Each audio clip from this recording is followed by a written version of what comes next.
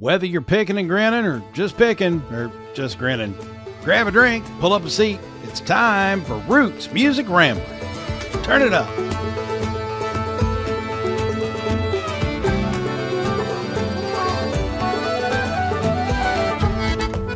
This is what I got everybody in my family for Christmas. They're not getting anything else.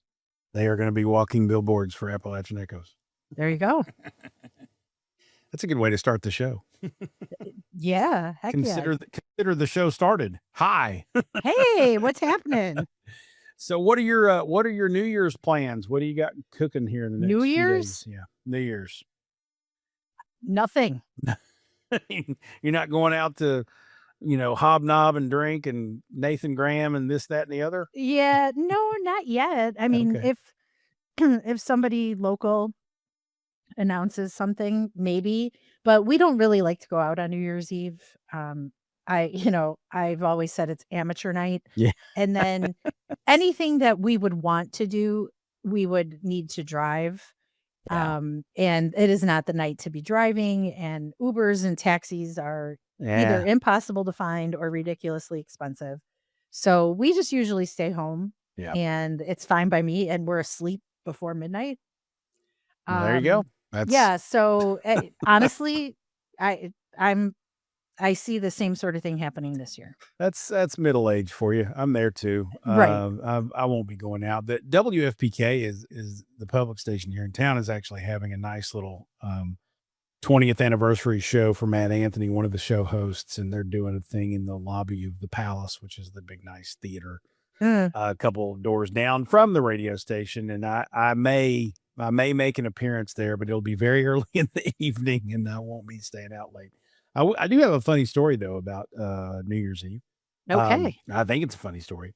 So this is 1993, I think, and I'm in Atlanta, Georgia, and down there they have a peach drop, as you might expect, instead of the apple, right? So they have a peach drop in the downtown area of Atlanta, and it's just like Times Square, only it's in Atlanta, so it's a little warmer.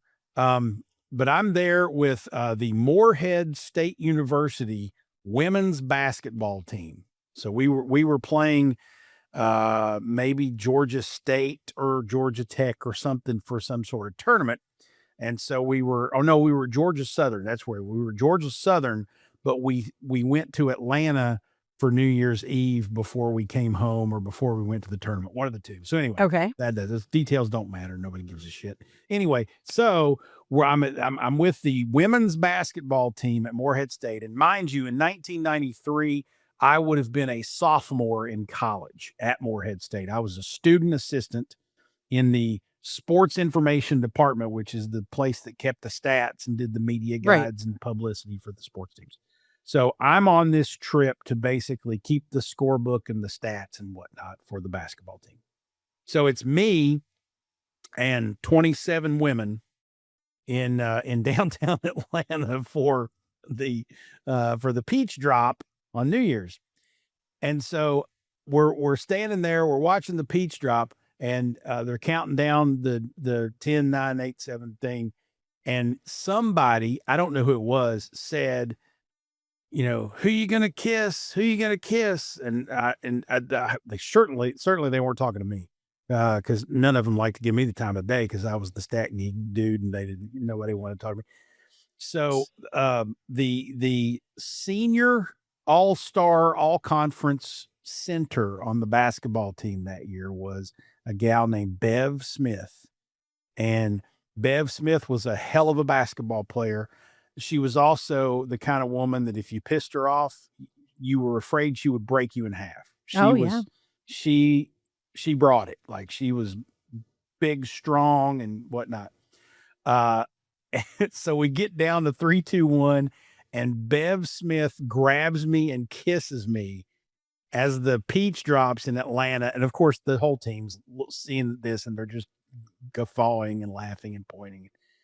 Caught me completely by surprise. She had a boyfriend and whatnot. She just did be goofy. Geez. But it was the first time I'd ever been kissed on New Year's Eve, and probably the last time I've ever been kissed on New Year's Eve. But yeah, that's my funny New Year's Eve stories. Bev Smith, wherever she is, I don't know what she's doing these days, but she was a good friend and fun, and that was interesting. So Wow. Jason, look at that. Finding yourself in positions and situations where you're the only dude with, a whole gaggle of women. that's weird. Hey, you said that in Atlanta there's a peach drop. Yep. Right? You know what we have here in Chicago? Icicles. I don't We know. got an Italian beef drop. Oh, nice. I love it. Italian beef. That's good. We really don't. You don't? I just, it would be fitting though. It would be. Or It like would be. or a Chicago style hot dog or something. Yeah, that would be fun. I'm sure there's other cities that have weird shit that drops, but Oh, I would bet on it. but anyway, so Louisville All right. I don't think Louisville drops anything. If we do, it's another kind of ball or you know what? Disco balls were invented in Louisville, Kentucky. And 90% of the world's disco balls come from Louisville, Kentucky, or some high percent. I don't know what the number is, but so we could do a disco ball. That'd be fun. Well, there's a claim to fame. And we may do it. I don't know. I've never been downtown Louisville for New Year's Eve either. So, and this year ain't going to cut it that way as well. So that's the way that works. Anyway, welcome to Roots Music Rambler. She's Frank. And he's Falls. And we're rambling on through the stories behind the music we love.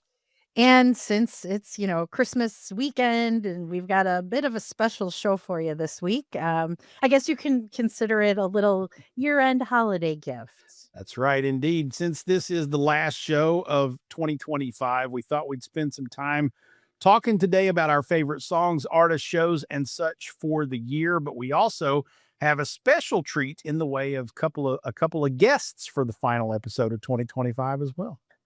So you probably recall our Thanksgiving week episode, which we probably called special at the time too. And that wasn't just because it was a holiday, but after many weeks and even months of fighting through schedules and record deals and delays and because of announcements, we finally had the Creekers on the show, or at least Tanner Horton from the Creekers, right? The viral bluegrass band of the summer.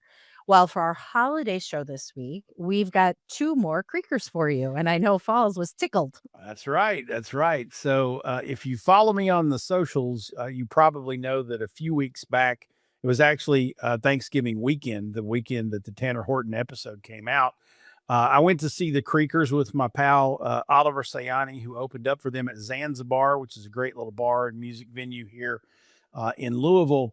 And I'm standing in the lobby. I got there early because Zanzibar is a standing room only place. They've got a few seats and tables, but if you can't get them if you don't get there right as the doors open. So I get there early because I can't stand up for 2 hours at this age and in this shape. So I try to get there early so I can get someplace to sit down. So I'm standing by the door in the bar restaurant area of Zanzibar. And Alan Hacker, one of the lead singers, and the other with Tanner Horton and guitarist and songwriter for the Creekers, comes out a couple of his friends were there, and he was taking them back to the green room. So he stops at the door and he looks at me and he says, "Are you by yourself?" And I said, "Yeah." And he said, "Come on." So I go with Alan and his 2 friends back to the green room at Zanzibar, where all the guys are, and Anna's putting on her makeup, and Tim is back there. Tim Parks, their manager, is back there. And I'm just saying hi to people. I thought, this is cool. I get to come back and say hi to everybody for the show. This is really neat. And then Tim Parks turns to me and says, and we have Tim to thank for all kinds of stuff, for hooking us up with various and sundry things, including the Tanner Horton interview. But Tim says, "Hey, Falls, you got your phone with you?" And I said, "Yeah." He said, "Well, Alan Hacker doesn't do very many interviews. Now would be a great time to get him." And I'm like, I turned and looked at Alan. I said, "You want to do an interview?" He said, "Yeah." And I looked at Ashton Bowling, who was sitting there as well. I said, "You want to do it?" I said, "Yeah." And so I turned the camera on and interviewed Alan Hacker and Ashton Bowling from the Creekers. So we got 2 more Creekers with it's a short interview because it's in the green room. It's, an hour before they're going on stage. Yeah. And I got to go get my seat because I'm not going to stand up just because I got this interview. So it's a real short interview, but it's actually really good because I asked them, "Hey, you guys are working on the new record, we feeling any pressure, all that kind of stuff." So good stuff. Additional Creeker exclusive interview from the green room at Zanzibar for you on our big year-ender show today. So tickled to be able to bring that for you. I got, again, Ashton and Alan in the green room that night at Zanzibar. So fun stuff coming up on this episode. And you've been high on them for a while now, so I know this was a big deal. And as Falls said, the interview is short, okay? So, like Jason said, they were getting ready to go on stage, so couldn't really get too in depth. But yeah, they are, like Jason likes to say, they are kind of getting ready to blow up. So talk about the last few months, signing a record deal, sold out every holiday show that they booked, and so on. So it leaves us here on the show a little more time on the front end to talk about 2025 in music. That's right. Now we've got we're not a big formal media. We're not a media outlet, and we don't have a big staff and researchers and all that jazz. But we love Americana music, and we love the artists, and have been doing this show for a couple years now, the podcast that is. And we've been following these artists in the Americana and alt country spaces for a long time. So we made a list of all the albums and artists and songs that bestowed upon our earballs in 2025, and we're going to kind of call out and highlight our favorites. There's no formal ranking, right? There's no formula. There's no algorithm, right? So yeah, we're not doing anything official. It's not like awards. As Jason said, we'll pick our favorites. So it's not really like the best of 2025, because admittedly, and I think I said this on last year's year-end show, like my time is limited. So I'm usually listening to new music that is a couple of months old. So, but we're going to talk about as many as we can. In case you didn't do a deep dive into these folks, let this episode serve as a reminder for you to go back and check out what you may have missed. Exactly. Yeah. And so we're gonna cover 3 or 4 little categories here. We're going to talk about our favorite new artists of 2025. We'll talk about our favorite songs and our favorite albums. And I bet everybody can guess what mine is. And then our favorite events, like the most memorable concerts and whatnot we saw this year. So that's kind of what we're going to do here to celebrate 2025 and bid it adieu as we welcome 2026 in here in the next few days. That's crazy on this episode. Yeah, it is kind of nuts, isn't it? That is 2026. At one point in my life, I wasn't sure I would live to be 26 years old, and I've lived 26 years in this millennia or century or whatever the fuck we're in. One of those words. I think it's a millennium. Yeah, something like that. Yeah. All right. Well, let's not try to do any more math or whatever, because it hurts. It hurts my brain. So, all right, let's start with the new artist. So, who did we discover in 2025 that maybe we didn't know before, and maybe our listeners didn't know? Right. Well, we have to start with the obvious, the Creekers. Right. I'm pretty sure, if I had heard of them before 2025, it was at the very tail end of 2024 when Alan Hacker's father-in-law, Shane, started pestering me and saying, dude, you got to listen to these guys. Dave, you got to listen to these guys. And admittedly, I probably went 2 or 3 months, of him pestering me before I took time to sit down and listen to them.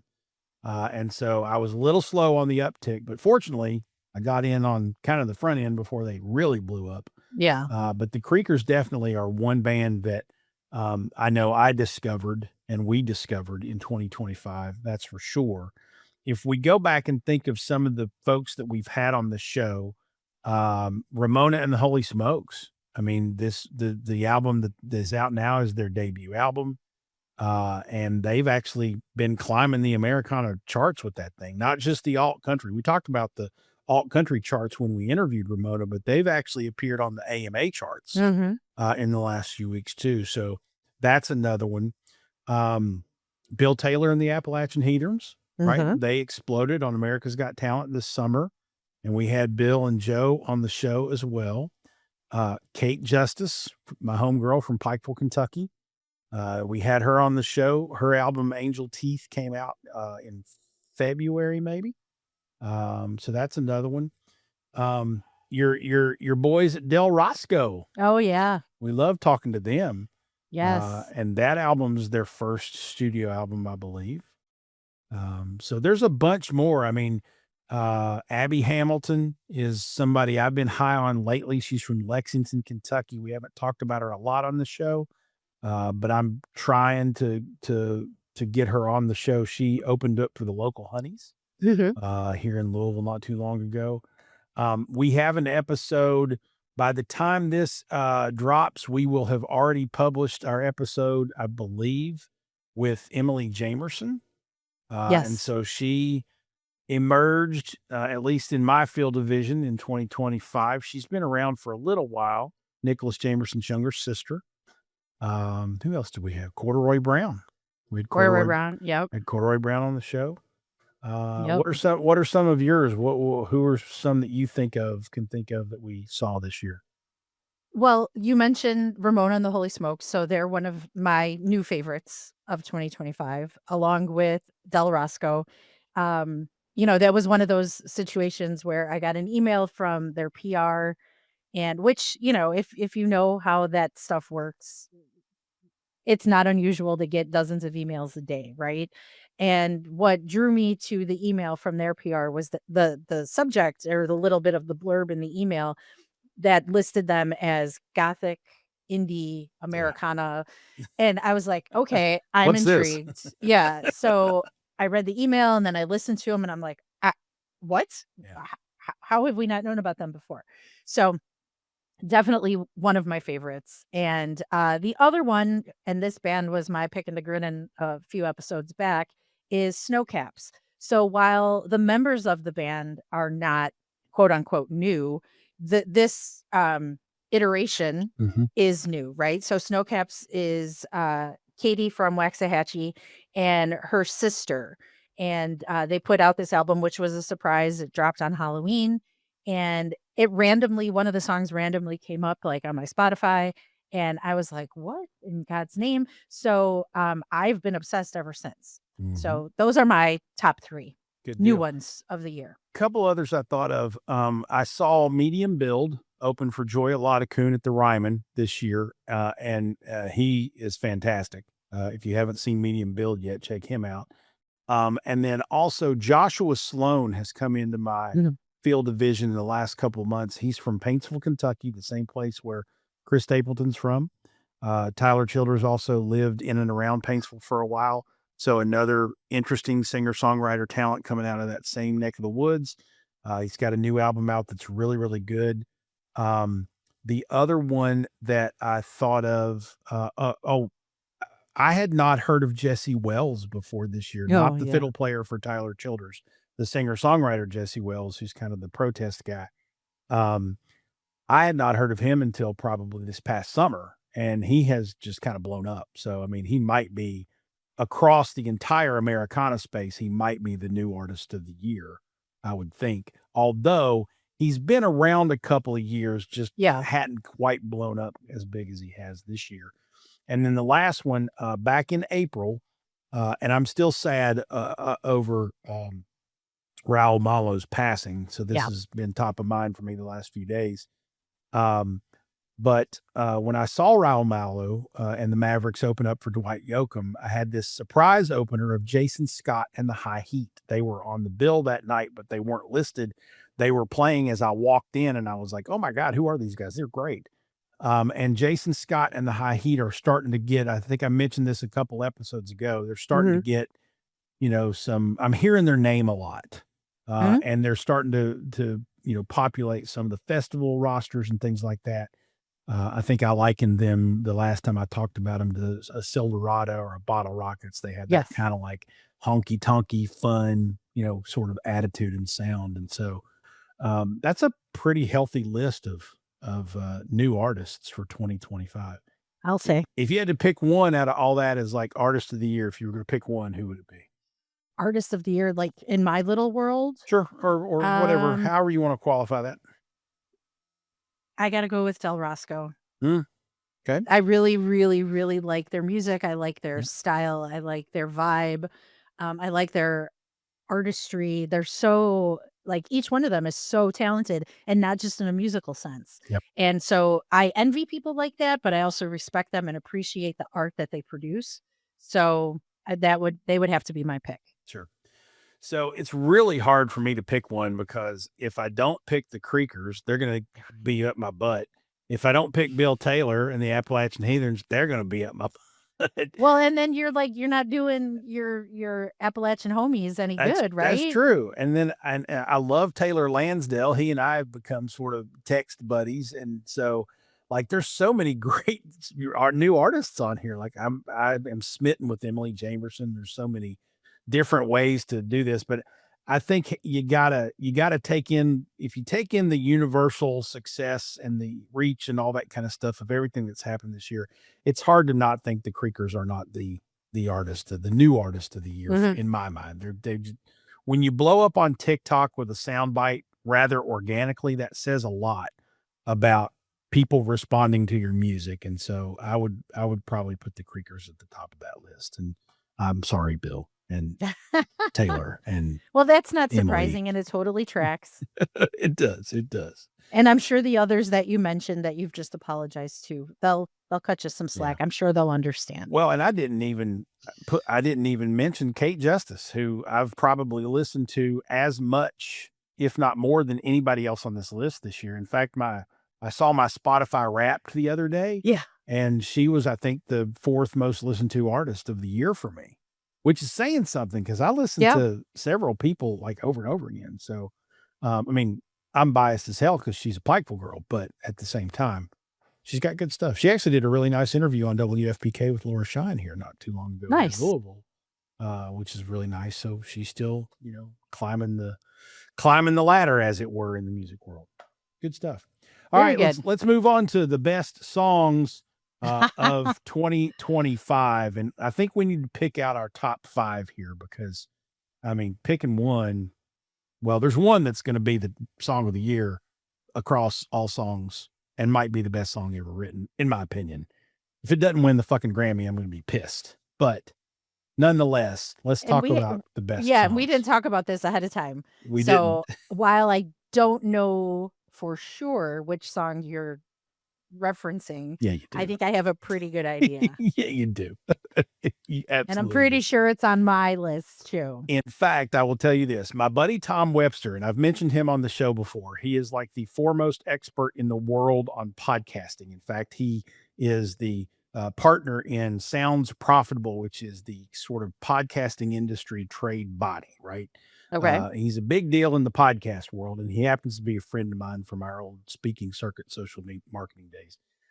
Tom and I trade, messages about music from time to time. He's an old radio DJ as well, so we have a lot in common. And he asked me at some point this summer, it was actually not too long after this song came out.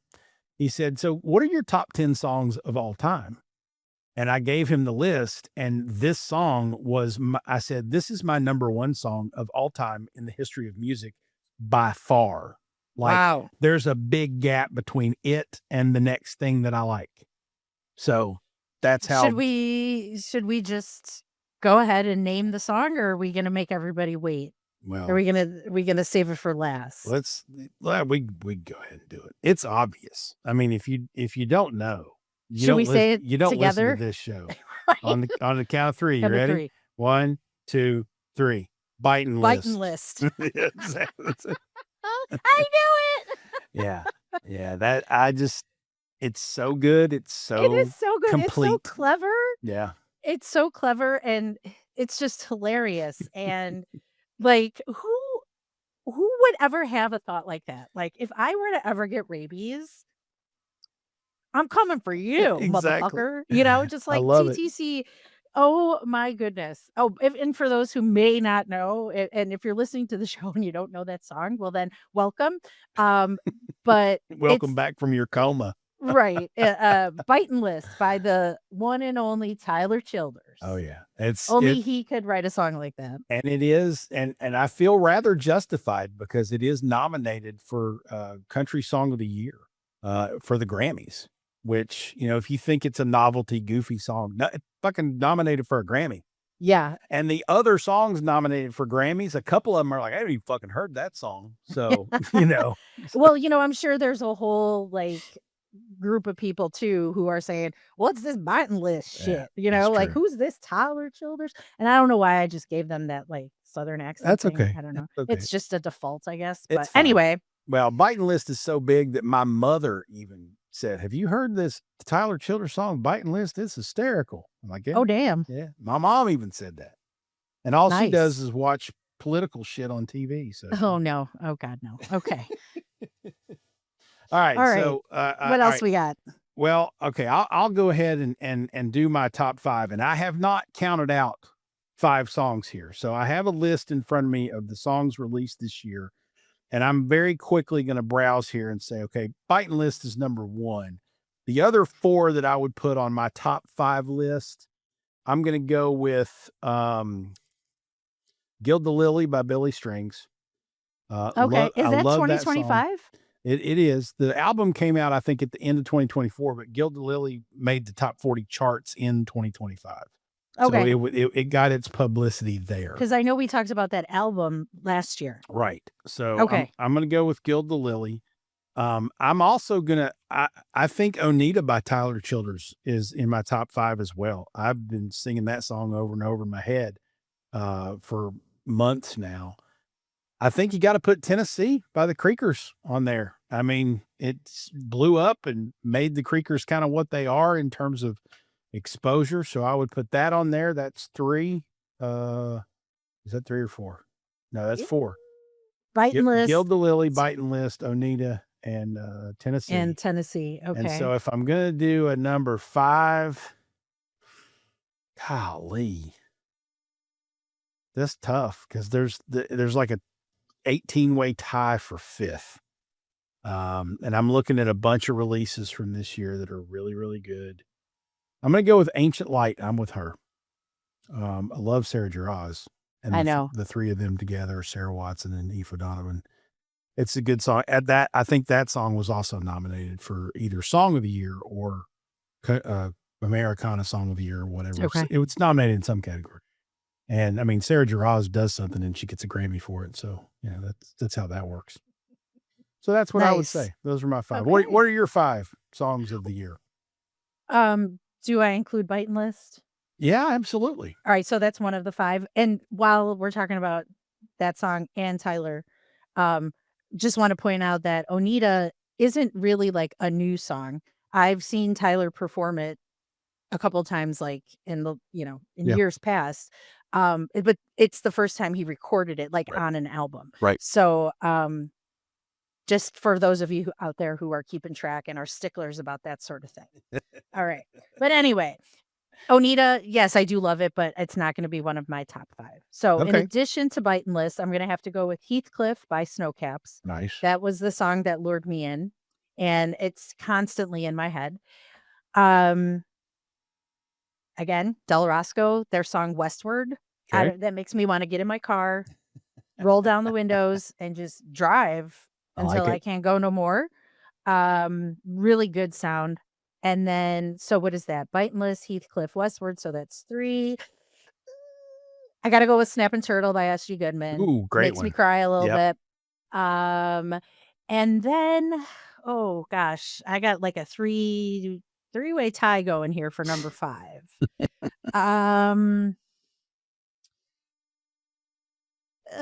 Okay, I'm gonna go with, and this is someone we've talked about on the show before. A new single by Joby Riccio. It's called Wildfire Season. Okay. And nice. I saw her perform it at Evanston Folk Fest back in September, and she had just, I don't know if she had recorded it already or whatever. She said it was a new song. It's now released. You can get it on streaming services, but it's kind of her thoughts on the climate crisis that we're facing as a planet. And it's very, very well done, very well written. And, it really makes you wonder about how much longer we got, with Earth as our home. So, don't mean to bring the party down or anything, but it's just one of those things that you just can't ignore it. Yeah. So I'll go with Wildfire Season by I Jovi like it. Riccio. I like it. Good stuff. The songs the songs that have the most impact and meaning are the ones who make us come to the realization about some issue or topic that we need to Right. be thinking about, but probably aren't. And so good for her, and I'm happy to have that on your list. That's good.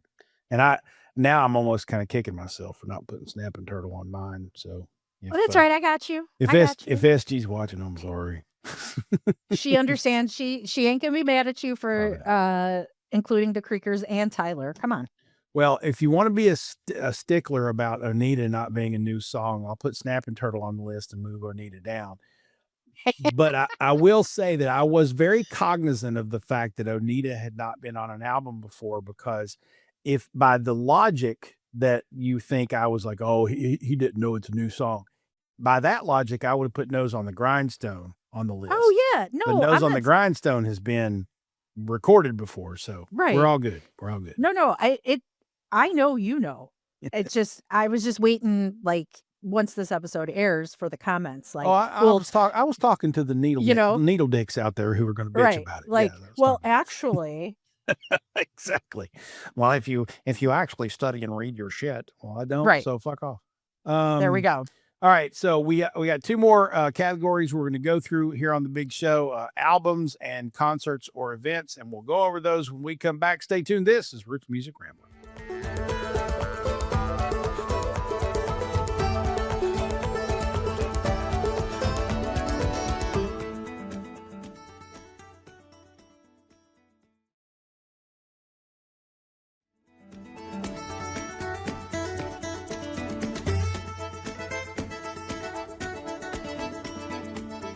Welcome back to Roots Music Rambler. We are in our year-end show. We're kissing 2025 goodbye and moving into 2026. But we're in the middle of, Frank and I are going over our kind of best of 2025. We've talked about our favorite songs and our favorite sort of new artists. And we've got a couple more categories before we get to our big fun interview toward the end of the show with the folks from Ashton and Alan from the Creekers. So stay tuned for that. All right. So we're at the category of albums of the year. We're going to do 5 of these as well, but I want to kind of give everybody a little bit of the lay of the land on what we're talking about here, because if you go back and look at the albums that dropped in the calendar year 2025, I believe I've double checked and all these dropped in this calendar year. Listen to the competition here.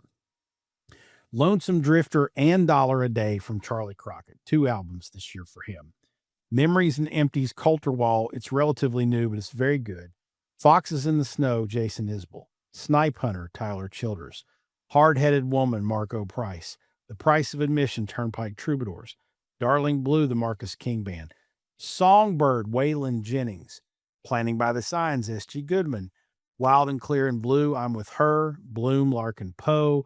Exploding Trees and Airplane Screams, Patterson Hood. Is by My Morning Jacket. Arcadian by Alison Krauss and Union Station. Forever's a Feeling, Lucy Dacus. Rushmore, Mumford & Sons. Oh, What a Beautiful World, Willie Nelson. Working Man, Willie Sings Merle by Willie Nelson. He's got 2 this year. Still Shakin', North Mississippi All-Stars. Ain't Rocked in a While, Brent Cobb and the Fixins. Crown of Roses, Patty Griffin. So Long Miss Sunshine, Molly Tuttle. Billionaire, Kathleen Edwards. Big Money, John Batiste. It's relatively Love him. new. I mean, it just goes on and on. I didn't even get to Mavis Staples or Brandy Carlisle or Jeff Tweedy or Jesse Wells or Lucas Nelson or Cole Chaney or Hayes Carl or holy shit. Good Amanda music. Shires. Yeah, Amanda Shires is in there. Silverada's got an acoustic album this year. Like, huh. I'm worn out just reading the list, and I didn't even do half of it. So I know. I'm looking at the list, and there's a lot more that we could touch on. We've got a lot to choose from. And so I believe I went first with the songs. So I'm going to make you go first, Frank, with the albums. So give me your 5 albums of 2025. All right. So the first few will not come as a surprise. Okay, because I've already talked about these artists and bands. So definitely Planting by the Signs, S.G. Goodman. I mean, she can't do anything. Like, she can do no wrong. Right. All right. Let's just put it that way. Snowcaps by Snowcaps. And then the debut from Del Roscoe, self-titled. All right. So the other two that I would like to highlight, one is from a friend of the show, Leon Meitzen. Yes. So his latest is called Making a Livin', Not a Killin'. And he talk about blowing up. That boy is all over the place. And I couldn't be happier for him. I mean, he is just such a nice dude, right? Every time I see him, he's awesome. And so I'm really, really happy for him. And I will support him any way that I can. And then the other one is from William Prince. That one is Further from the Country. And I've talked about William Prince a few times on the show. I mean, I would love to have him on the show. I think he would have a very different perspective from other guests that we've had, being one Canadian, being First Nations. So, but yeah, Further from the Country. And he's another one that I caught at Evanston Folk Fest. Nice. And, I talked about it. I cried through his whole set. So, yeah. So those are my 5. Okay. That's a good 5. All right. So, Planning by the Signs, absolutely on my list. In fact, I think that might have been the biggest Grammy snub this year is S.G. Goodman's Planning by the Signs. It should have been nominated for something, and it wasn't, which was not cool. But, yeah, Grammys are Grammys. Sometimes that happens. That's definitely on my list, so we share that one. Snipe Hunter, Tyler Childers, hands down, without a doubt, has to be in my top 5. Might be my number 1, but those two are kind of a given. And it's really cool that we saw them both play at the same time. Like, that was pretty neat. All right. So SG, Tyler, for sure.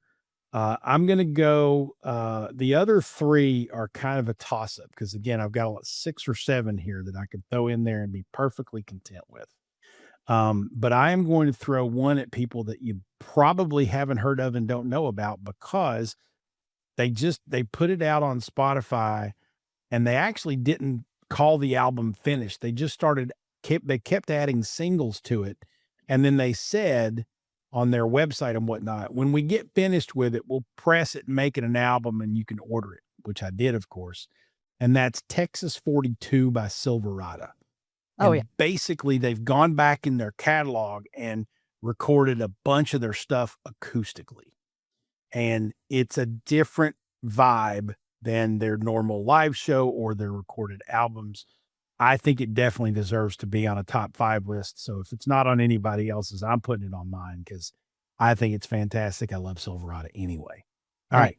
So I got 2 more spots here. And this is tough, man. There's so many good, I want to put Cole Chaney's In the Shadow of the Mountain on there. I want to put one of the Jesse Wells albums on there. I want to put a Willie Nelson album on there. I want to put the Vandaliers on here.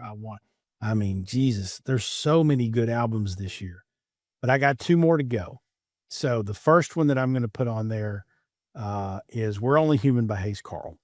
And the reason that I think it stands out is because it's a very different album for him. It's much more introspective. It's much more serious because Hayes does a lot of songs that have little clever hooks or themes or sometimes funny, like She Left Me for Jesus is absolutely hysterical. But this one was much more of him looking at the world and being a lot more introspective about where we are and the political and social angst that we have to deal with every day and whatnot. And so it was a deeper, more thoughtful, more meaningful, I think, album from him. And so I think that deserves to be on the list as well. So We're Only Human by Hayes Carll has got to be on there for me. And then this last spot, man, again, I could flip a coin a million times and I could put Price of Admission by Turnpike Troubadours on there and be very happy. I could put Foxes in the Snow by Jason Isbell on there and be very happy. I'm always happy if you put a Charlie Crockett album up there, that's fine. But I'm going to step outside of my comfort zone a little bit on this because I think it deserves credit because I'm looking at the statistics alone on this album. I think there's been 5 singles that have made the Americana charts off of this album. And this artist has become a household name for a lot of people this year because of So Long Miss Sunshine by Molly Tuttle. And Okay. I like it a lot. I haven't, and I bought the vinyl. I haven't done a deep dive and listened to it over and over again yet.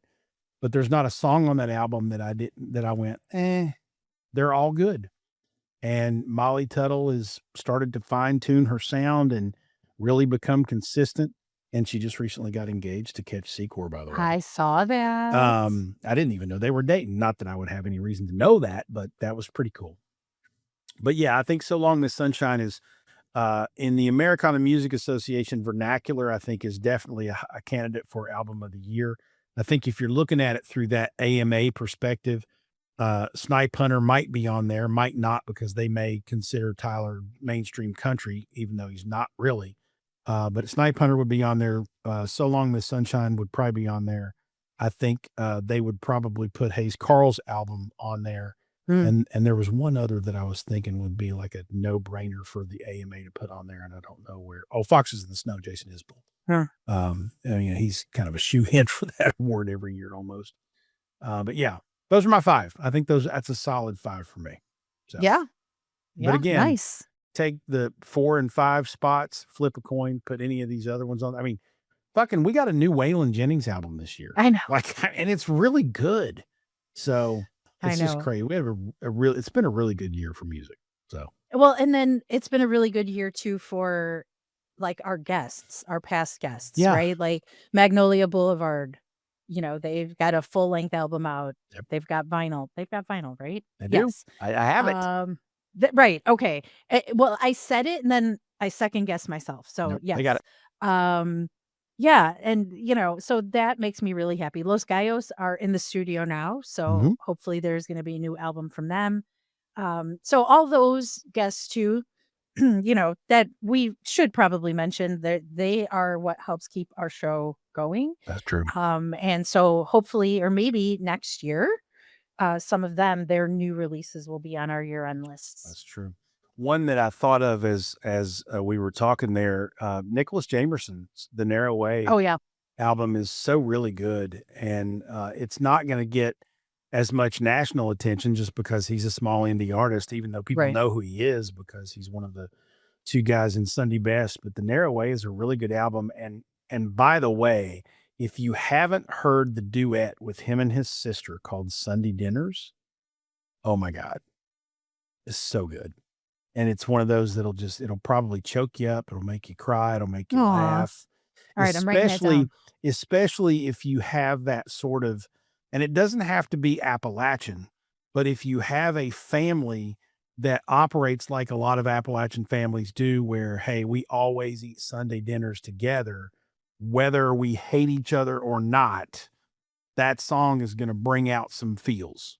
So Sunday Dinner, the Jamersons, it's good shit. Good shit. Hi, Italian here. We can't do anything else on Sundays. Exactly. So I think you'll enjoy that a lot. It's a dandy. I've played it a couple times now on the radio show. And as I talk about the best songs of the year from Appalachia, it's definitely going to be on my list. So there you go. All right. We got one more category. Our favorite events and concerts. Of course, we talk about our events and concerts that we go to a lot in the intro of this show, episode in, episode out, because we just love going to live shows. We love live music, and we want to translate our experiences to you so that you can, make a good call as to who you want to go see. And we try to recommend other artists that way. As everybody who listens to this show knows, Francesca has seen 17,000 acts this week at Fitzgerald's. And I have seen about half of that many over the course of the year because I go to way too many concerts. But we make it a point of doing that because we love coming back and reporting. All right. So you went first with the last category. So I'm going to tell you, I'm going to give you my 5 favorite events from this year. Okay. Keep in mind, I keep track because I'm an old stats nerd, right? I have seen almost 170 acts this year. Now that's not different acts. Like if I've seen the Creekers 3 times, that's 3 of the 170. But I've seen 170 acts get up on stage and perform in different sets. So I see a lot.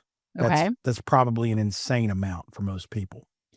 I would have to say that my number one event this year, and we talk about this guy and we talk about the bands from it. It's been a linchpin event in the year for this show, and that's the Manchester Music Fest in Manchester, Kentucky. Tim Parks and Jess Bowman were a guest on. We were talking about events with them back in the summer. The event was held Labor Day weekend in Manchester, Kentucky, which is in Clay County. It's kind of nestled in the mountains of eastern Kentucky. It's this wonderful, beautiful little burg nestled in the mountains there. Brent Cobb, Taylor Honeycutt, the Creekers, Bill Taylor and the Appalachian Heathens, Emily Jamerson, Roy Caudle. I'm going to forget a bunch of people who were there. Spooky Fox was there. There was a bunch of great artists there. But the thing that made it so good for me was, and I think I talked about this on the show, because it's in a small town and because Tim Parks and Jess Bowman and all the people who put it together with the community a certain way. You're literally like walking down the street in Manchester, Kentucky, and Brent Cobb is walking by you with his guitar in his hand going, "Hey, what's up?" And you're just like, what the hell is going on here? And the way they do it and the community support around it just makes it a really unique thing. And it hasn't gotten to the point yet to where it's too big, because events eventually sometimes get too big and they're too crowded and you're shoulder to shoulder and you Yes. can't get around. It's not that way in Manchester for the Manchester Music Fest yet. I hope it never gets too big for them. If it does, they'll probably just have to move it out of downtown. But I had such a good time that weekend, and it was such a great event. So that's my number one. My number two is Unbroken Circle, up in Madison, Indiana. Unbroken Circle is a reiteration of what used to be Rooster Tail. Right. We talked about this on the show. The city of Madison decided to take Rooster Tail over from the event management company that was doing it. The event management company then said, well, give us another weekend in the fall because we want to keep doing a festival there. So they just added Unbroken Circle Festival. And Drew Eads, I believe, is the gentleman behind it. And it's a banger. It's a great show. I think 2.5 days. They do a couple of things on Thursday and then Friday and Saturday. And it's just a fantastic show. Marcus King, Turnpike Troubadours, Silverado, just Vincent Neil Emerson was there this year. Drayton Farley. It was such a great show. The number of great acts that are there is mind-boggling, and they're all great. And it was Paul Cawthon. I mean, I could go on and on and on. Sonny Sweeney was there. It was such a great show, and they do such a great job. And Madison's just a beautiful little town, well worth going to. All right, so that's number two. Okay. Number three, and I mentioned this a little bit earlier, April 25th, 2025 is a concert that I will never forget because it was the one and only time I got to see Raul Malo and the Mavericks. They opened up for Dwight Yoakam at Iroquois Amphitheater. Jason Scott and the High Heat was also the surprise opener that night. So I got to see three really good bands, two for the first time, one, unfortunately, for the last time. And I just had a blast. It was Karen's birthday as well. So we had, I think, second row seats to see Dwight, who's arguably my favorite artist of all time. That's his record over my shoulder, if you're wondering what that is. And that had to have been, I mean, that might go down in my top 5, shows I've ever been to, concerts, at least not festival, but individual shows I've ever been to. And I feel very, very fortunate to have seen Raul Malo before he passed. And it was a great show. So that's on there too. I have to put my Tyler Childers Dinosaur World pop-up on that list just because it's so bizarre that I even got to go. And he just released, as we're recording this just this week, he just released a live version of Biting List recorded at Dinosaur World. So you can't hear me yelling in the background, but I was yelling in the background. I'm sure. I mean, there's no doubt. So that would be my number 4. And I think my number 5, it's, I went to Bourbon and Beyond, and it was just, 3.5, 4 days of nuts. But I got to throw another one in there that people might not expect. I got to see Bonnie Raitt live this year, also at Iroquois Amphitheater, and it was a magical night. She's wonderful live, and I had a great time at the show, and being able to see a legend like her was awfully good. So that's my 5. Nice. Manchester Music Fest, Unbroken Circle, Tyler Childers, Dinosaur World Pop-Up, Bonnie Raitt, and Dwight Yoakam, the Mavericks, and Jason Scott in the High Heat. Pretty good shows right there. All right, Frank, it's your turn. Okay, so let's see.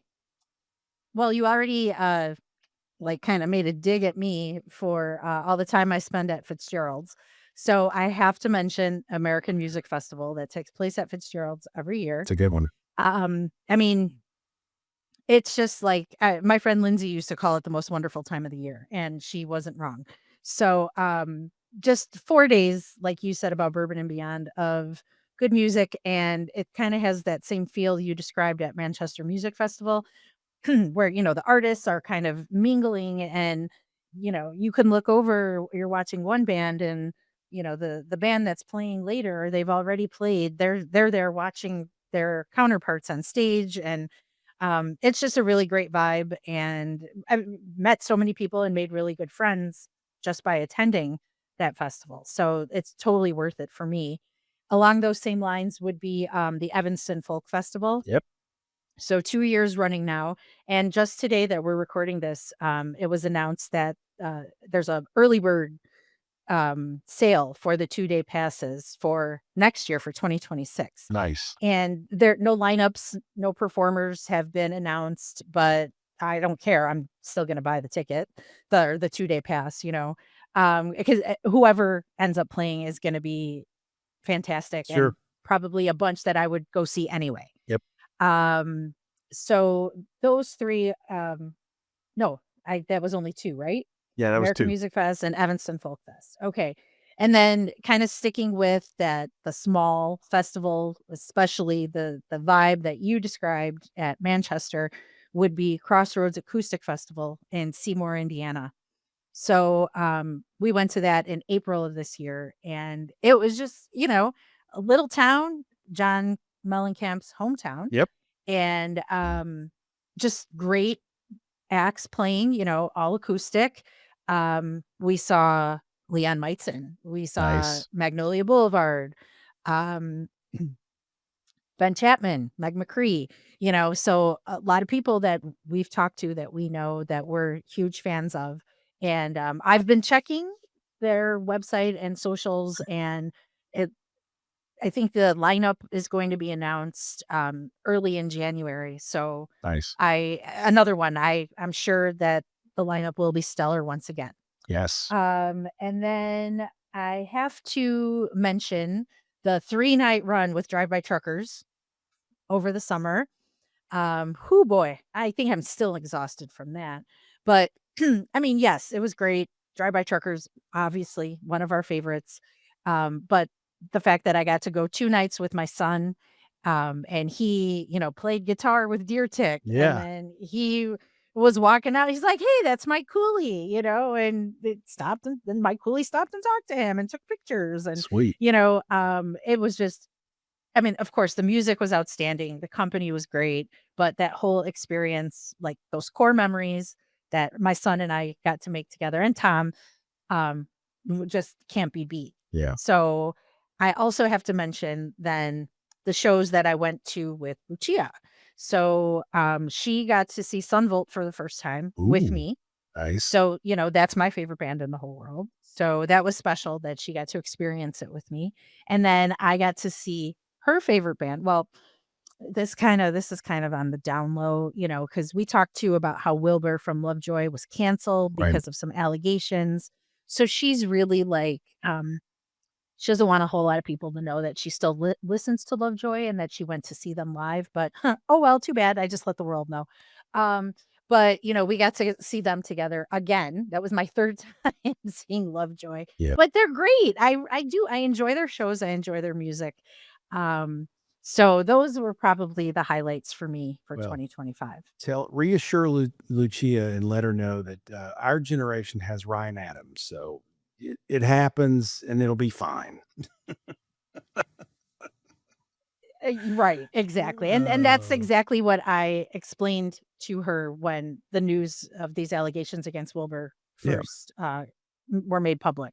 I likened it exactly to the Ryan Adams situation. Yep. Yeah. Sometimes your artists are not perfect people and you have to kind of tolerate them, or you get to a point where you wash your hands of them, one Right. thing or another. Doesn't mean you can't still listen to and like the music, though, of course.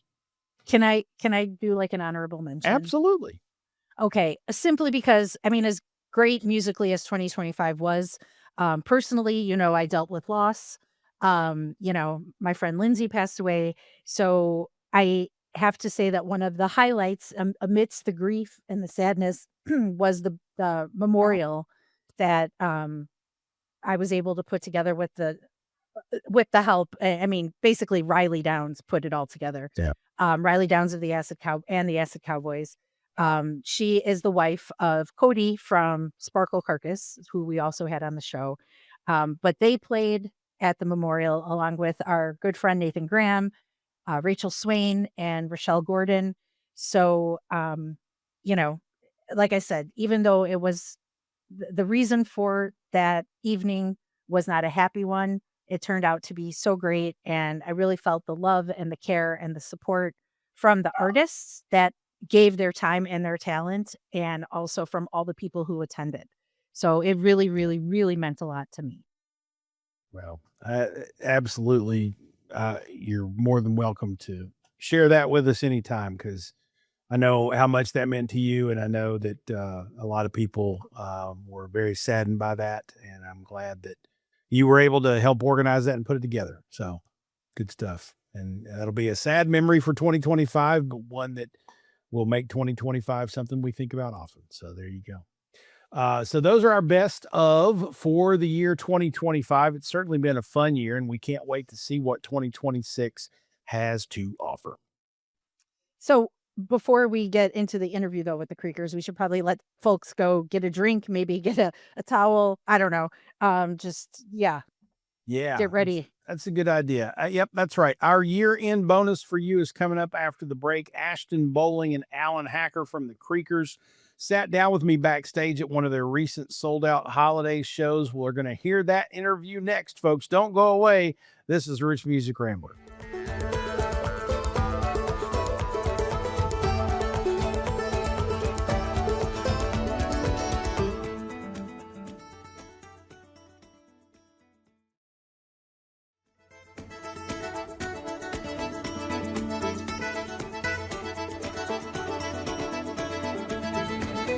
Welcome back to Roots Music Rambler. Kind of a rare opportunity for us here, because I just happened to be at Zanzibar for the Creekers tonight, and Alan Hacker walked by me outside and said, "Is it just you?" I said, "Yeah."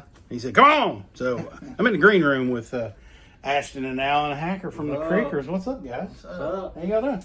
So I guess the first thing I wanted to ask you guys, I mean, obviously everything's blown up the last couple months. Has everything calmed down yet, or y'all still nuts? To a sense, I think we're rather than calming down, we're just kind of getting used to it, more or less. So we're just kind of taking the shots as they come now. So that's good. It's not all new. We're kind of comfortable with it. So it's definitely not as much as a headache as when we were getting fresh phone calls and emails and yeah.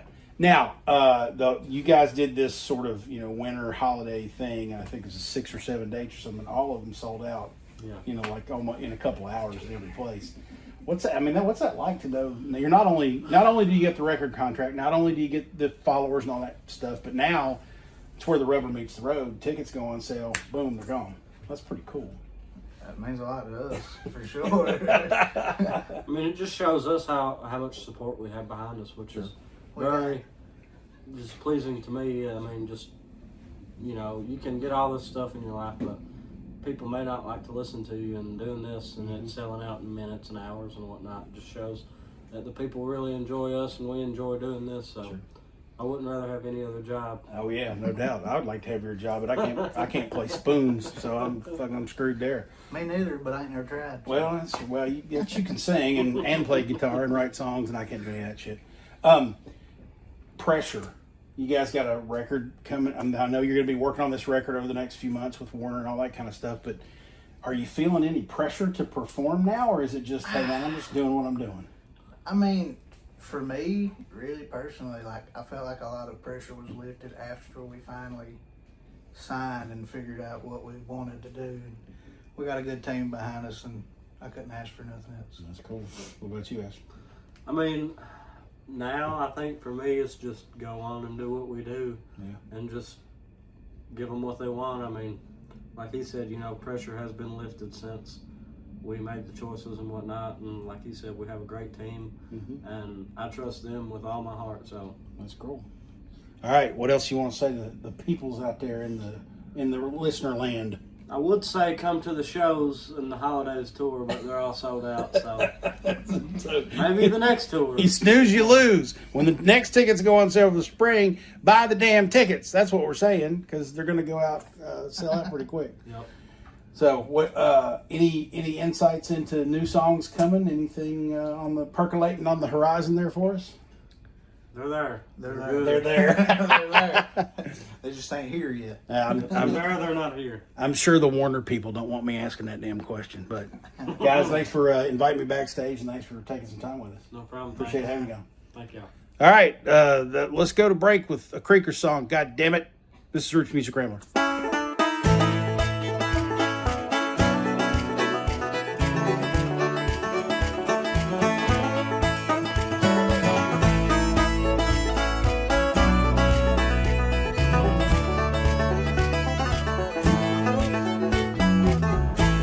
This morning, dazed and confused, 1,000 miles from home. Left my love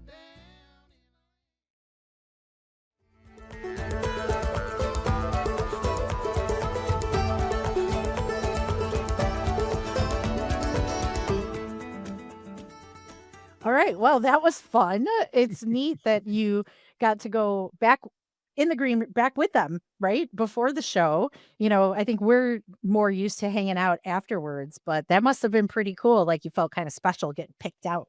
I did feel kind of special. I mean, I always feel special, but I felt more than short bus special on that particular evening.